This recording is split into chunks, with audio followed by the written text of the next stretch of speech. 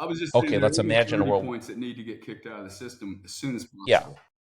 We're yeah, 16, uh, 17 years old now. exactly. And the mentalities have to change. And Bitcoin's decentralization, which you mentioned earlier, is a little bit of a hampering point, just like it was in the marketing. It's also in the Sure it is. technical development. It's the least That efficient method of doing anything, man. Yes, It is the yeah, least efficient. If we all trusted Lawrence was the angel of all angels and perfect, we would centralize it through Lawrence. Right. But nobody can be trusted that way, and Exactly. that's why it Exactly. works.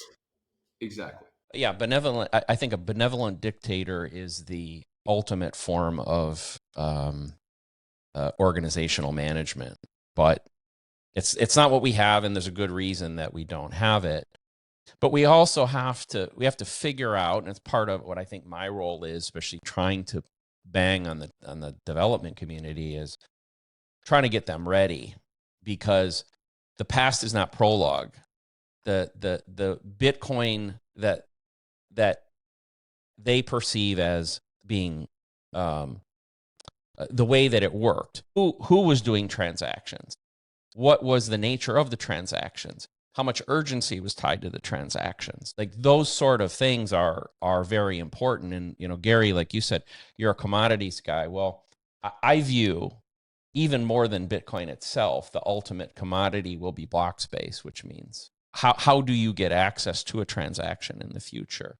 And part of the reason I'm a miner is, I don't mean this in a bad way, I get to decide. If I own a certain percentage of the hash rate, I get to decide. And I can use whatever method I want to make that decision. It's a powerful position. And as the block reward goes down, the fees will become a larger and larger percentage.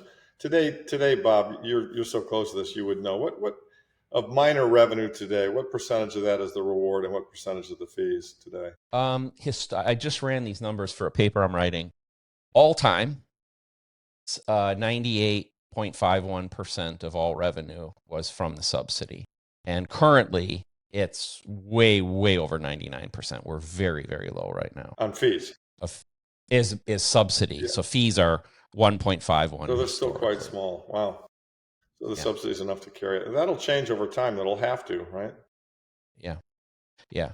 So, but I also think that, like any commodity, what you'll see block space become a market with derivatives, with futures tied to it, where you will be able to reserve. I'm working on this, but you'll be able to reserve future block space. So, Larry, if let's say for your fund, that, hey, I got a whole bunch of year-end stuff I'm going to have to do. Well, you'll come to a guy like me as a miner and say, hey, I need space for 50 transactions in the last week of the year, and let's agree on a price right now. I see. And I will prioritize your stuff. Yeah, make sure you're regardless all of your what's blocks. in the Yeah, I get it. That's interesting. Yeah. That makes sense.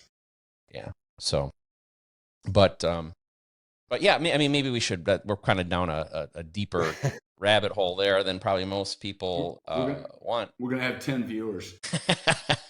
Yeah, they can edit Gary's it gonna out. have Gary's gonna have a bunch of people come into his house wanting his boat for free. We know that much. Yeah. Post the address, Gary. I'm sure you'll find some takers. You know how it is, though.